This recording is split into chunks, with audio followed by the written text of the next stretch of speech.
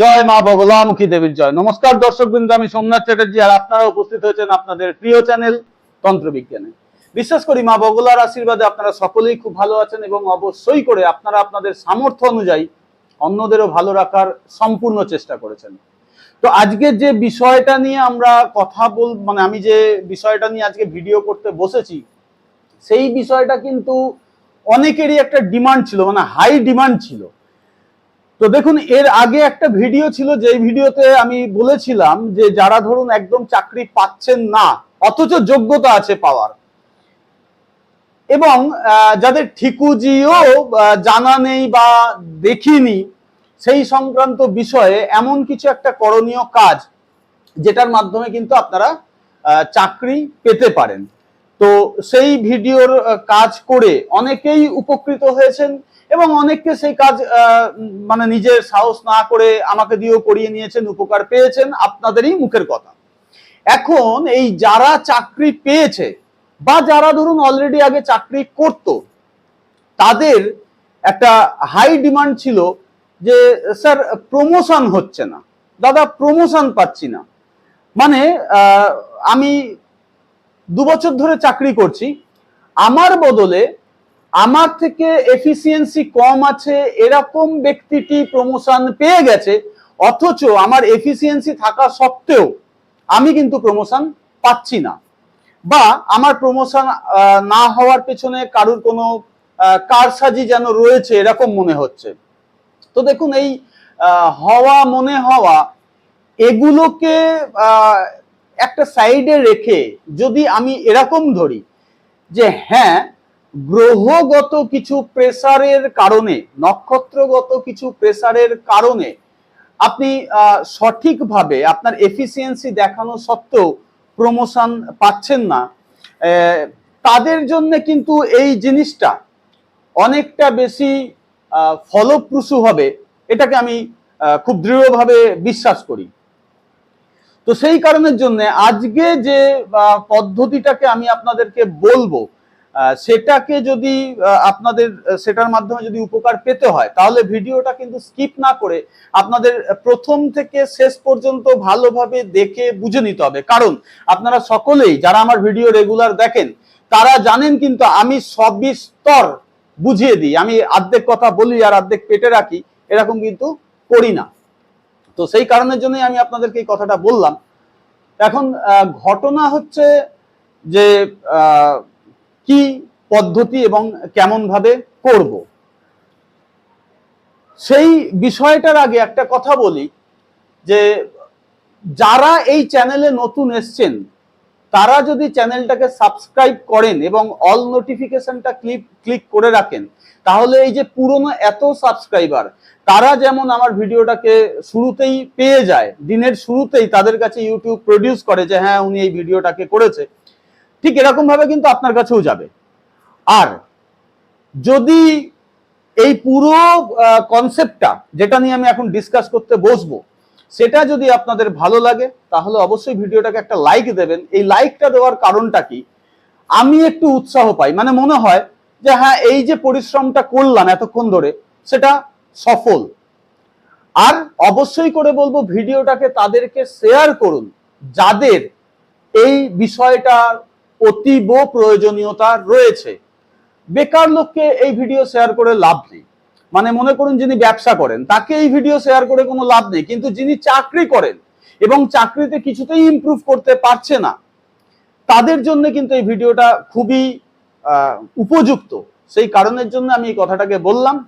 এবং যদি আপনাদের কিছু জানার থাকে তাহলে নিচে অবশ্যই কমেন্ট করবেন, আমি অবশ্যই সঠিক যে বিষয়টা থাকবে তার উপরে মতামত অবশ্যই দেব। এবং আপনারা চাইলে ফোনও করতে পারেন, হোয়াটসঅ্যাপও করতে পারেন, প্রয়োজন অনুসারে আমি অবশ্যই উত্তর দেব। এখন ফিরি মূল প্রসঙ্গে। মূল প্রসঙ্গটা হচ্ছে আপনি চাকরি করছেন বহুদিন কিন্তু উন্নতি হচ্ছে না। তো হতে পারে আপনি চাকরি করছেন না একটা মাদুলির দৌলতে, আবার এমন হতেই পারে আপনি চাকরি করছেন কোনো মাদুলি তাবিজ কবজ ছাড়াই।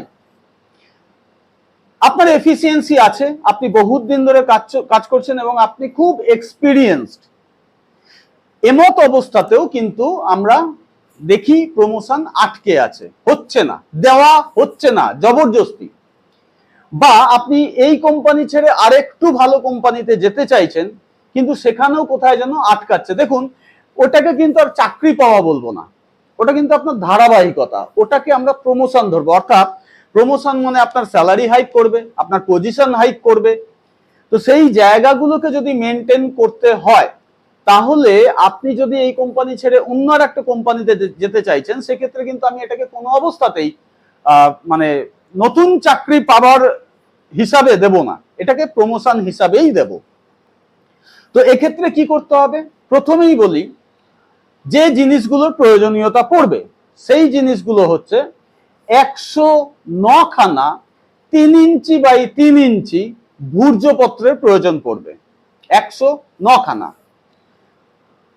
ওটা হবে নিখুঁত, কোনো ছিদ্র থাকবে না, ছেঁড়া ফাটা থাকবে না, এরকম 109 খানা ভূর্জপত্র লাগবে। আর লাগবে একটা ডালিম গাছের কলম, যেটা ম্যাক্সিমাম ভিডিওর ক্ষেত্রেই আমি বলে থাকি যে ওটা পেন হিসাবে ইউজ হবে।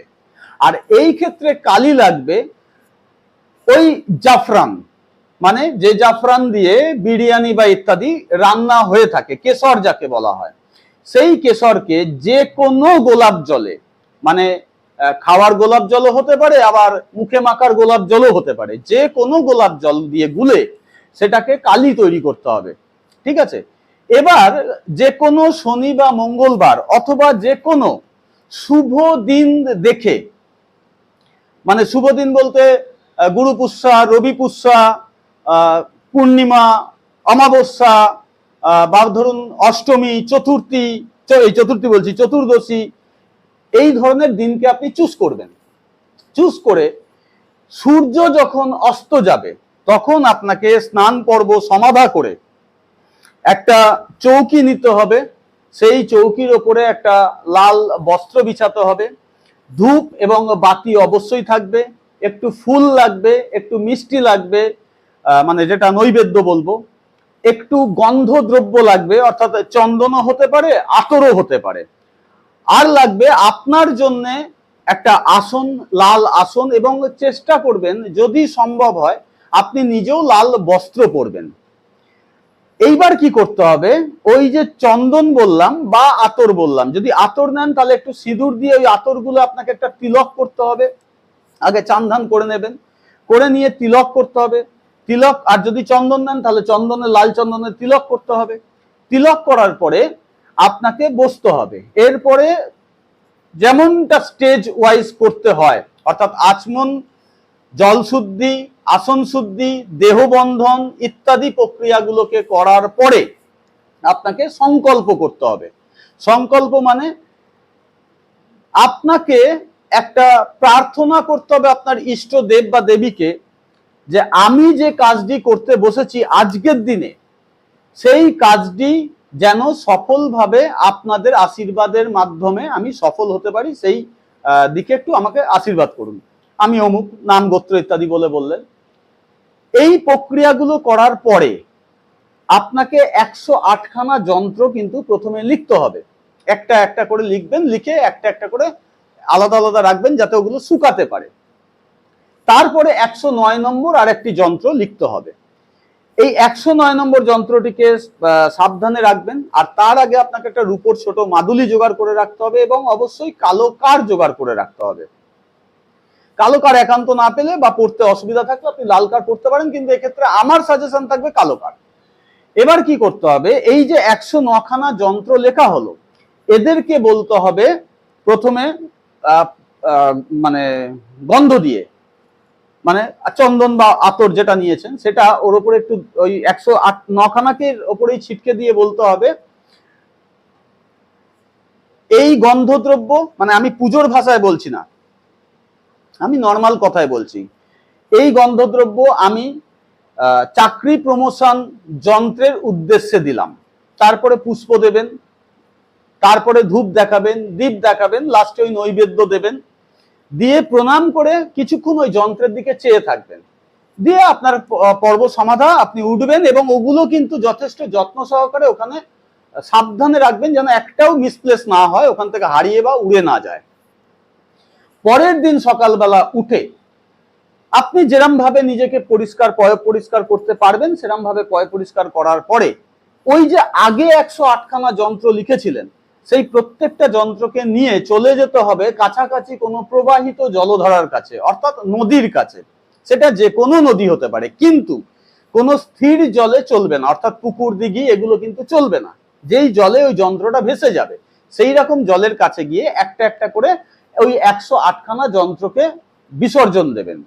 দেওয়ার পরে প্রণাম করে বাড়ি চলে আসবেন। বাড়ি আসার পরে কিন্তু আবার হাত মুখ ধুয়ে আপনার নেক্সট কাজ হচ্ছে ওই যে 109 নম্বর যন্ত্রটি আপনি বাড়িতে রেখে গেছেন তাকে যথেষ্ট যত্ন করে ভাঁজ করে রূপোর মাদুলির মধ্যে ভরে তাকে মোম দিয়ে ভালো করে মুখটা টাইট করে সিল করে দিয়ে কালো কার বা যদি একান্ত না পারেন তাহলে লাল কারের মাধ্যমে গলায় বা হাতে ধারণ করতে হবে। যদি আপনি পুরুষ মানুষ হন তাহলে ডান হাতে, যদি আপনি মহিলা হন তাহলে বাম হাতে। এবার অনেকেই বলবে আমার তো স্যার গলায় রূপোর চেন আছে, আপনি রূপোর চেনে পড়বেন।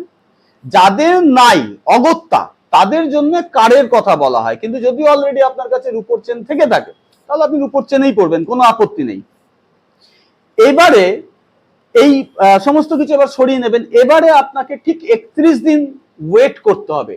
দেখবেন অতি অবশ্যই 31 দিনের মধ্যে আপনি সত্যি সত্যি আপনার ওই আটকে থাকা প্রমোশনকে পেয়ে যাবেন, কিংবা আপনি নতুন কোনো কোম্পানিতে যদি নিজের স্যালারি বা পজিশন হাইকের জন্য যাওয়ার চেষ্টা করছেন সেটাও হয়ে যাবে।